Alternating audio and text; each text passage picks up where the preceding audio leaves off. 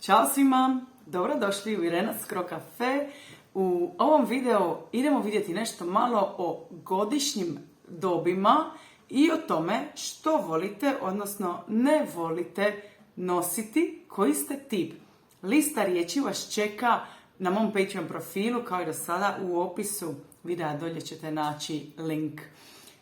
Kao što vidite, ja sam u ljetnom izdanju.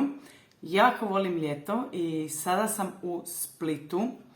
Kad je ljeto, volim nositi kratke majice i majice na špaline. Ove majice u Splitu zovemo u Dalmaciji, kažemo majice na špaline. Volim nositi kratke hlače, sandale i obožavam nositi japanke.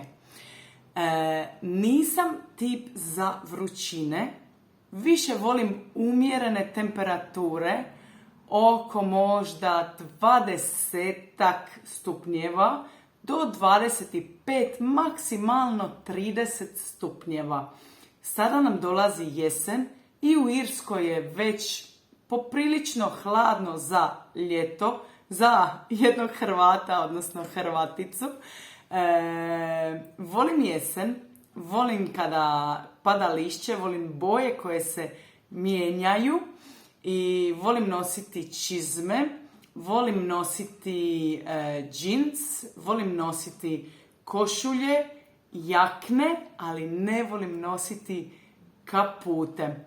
Od 4 godišnja doba, znači ljeto, jesen, zima, proljeće, moje omiljeno godišnje doba je možda proljeće, a najviše volim biti u Splitu krajem proljeća, možda 5. mjesec, 6. mjesec i onda u 9. mjesec, početak 9. mjeseca i 10. mjeseca.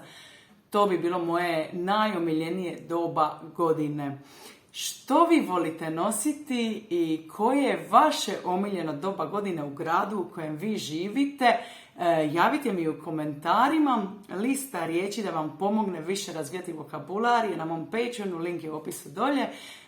Šaljem vam svima veliki pozdrav i vidimo se uskoro. Ćao, čao!